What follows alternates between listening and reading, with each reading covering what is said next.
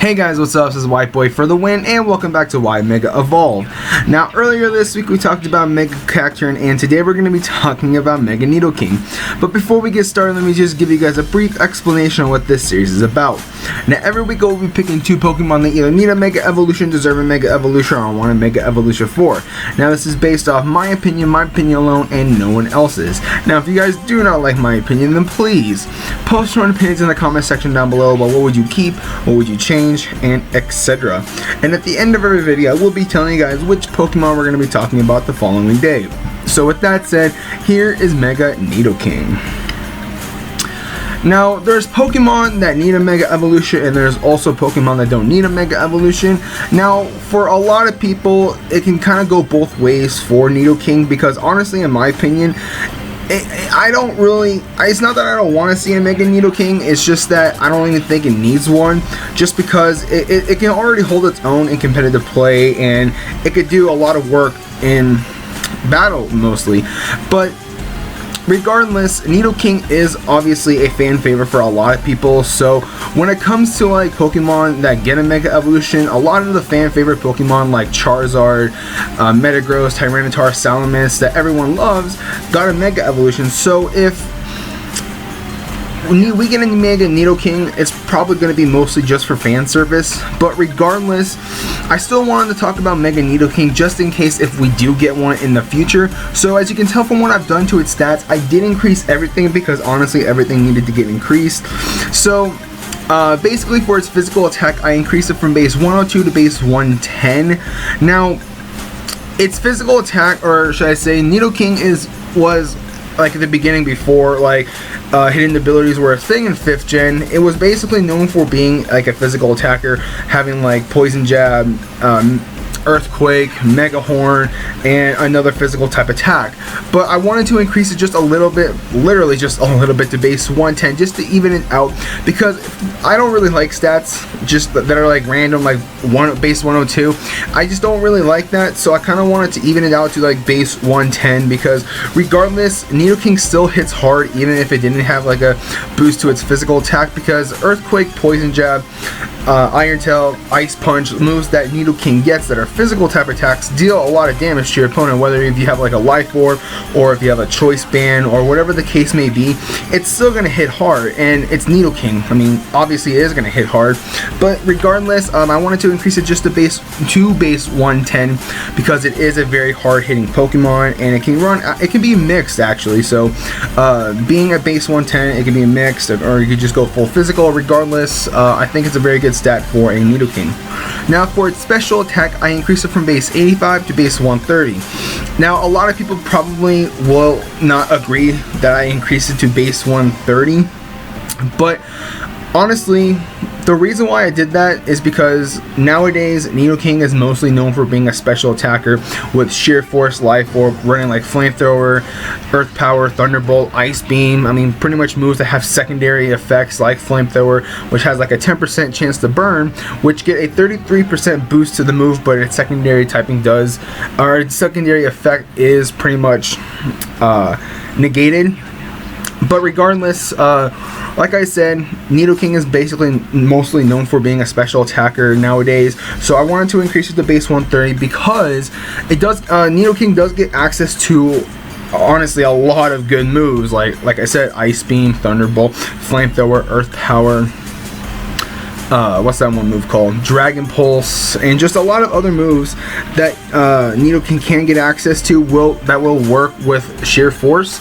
So I wanted to increase it to base 130. That way it's going to deal a lot of damage, and also it's going to kind of like having the Sheer Force ability, but without it, if that makes sense. And also, since it's being mostly known for being a special attacker, having its physical attack being a base 110, you can pretty much run like a mixed Nidoking, which I've seen a lot of people use. They have like Sludge Bomb, Ice Beam, Flamethrower, and then Earthquake. I mean, that can actually work because Nidoking can be a offensive in both physical attack and special attack.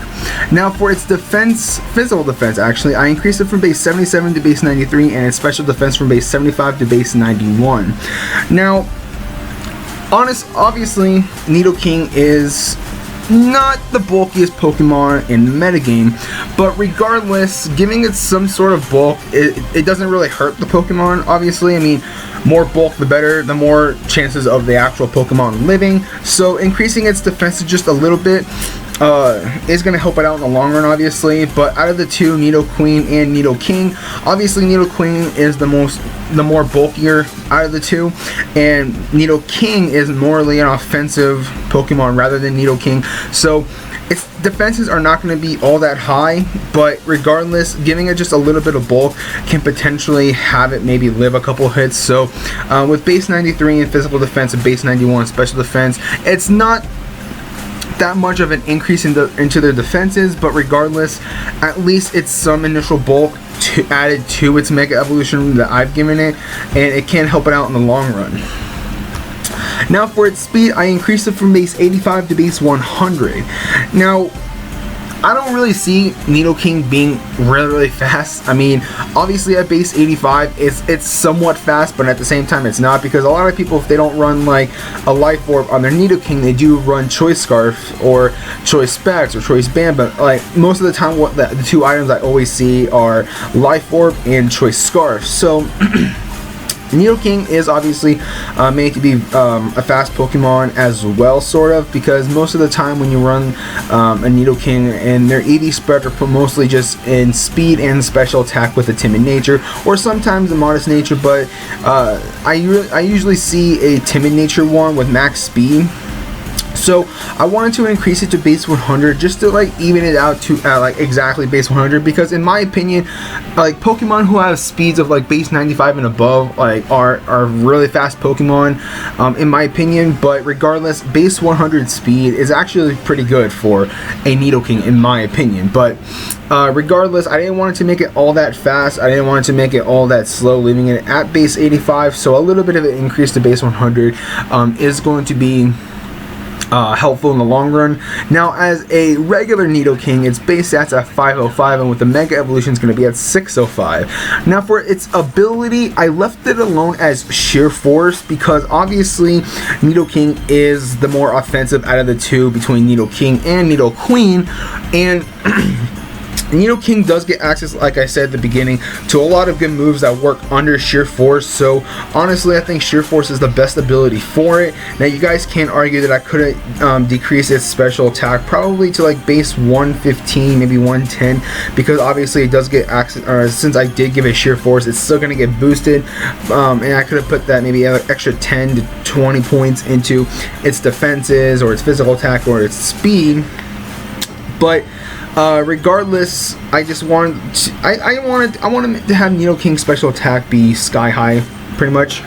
But regardless, once again, like I said, Nidoking does get access to a lot of good moves that work under Sheer Force, so giving it the Sheer Force ability, in my opinion, is honestly really good. Now you guys can't argue and say that it could have gotten a new ability, or maybe like an old ability like Intimidate, Moxie, Defiant, or what's another one, Solid Rock, or something along the lines of that rather than Sheer Force. But like I said, and once again like I said, Nidoking is the most offensive out of the two, so giving a Sheer Force is honestly, in my opinion, the best ability for it. Now for its typing, I left it alone as Poison Ground, because there's honestly no reason for me to actually change it. Now if I was going to change it, I would have gotten rid of the ground type characteristics and made it a steel type, just because of the design that I'm using. And Nidoking does get access to Iron Tail. Now I'm not sure if it gets access to Iron Head, but regardless, I just decided to leave it alone as Poison Ground, because it gets access to quite a few ground type moves, more than steel type moves, and poison typing, obviously that's its primary typing. But regardless, I just decided to leave it alone. So with that said, there is Mega Nidoking. So anyways guys, thank you guys so much for watching. If you guys enjoyed this video, don't forget to hit that like button. Also don't forget to comment and subscribe. Now the next Pokemon obviously is kind of a given, because if we're going to be talking about Nidoking, we obviously have to talk about the other pair, which is Nidoqueen. So yes, later down the line this week we are going to be talking about Mega Nidoqueen. So once again, like I was saying, thank you guys so much for watching. If you guys enjoyed this video, don't forget to hit that like button. Also don't forget to comment and subscribe. Now if if you guys missed the previous Y Mega Evolve video, it is going to be in the description box down below. And also, I do have a gaming channel. If you guys did not know, I am doing a BlazBlue Clemanity Trigger series on that channel right now. So if you guys are interested, go over to the channel, check out the content if you guys like it. I highly encourage you guys to subscribe.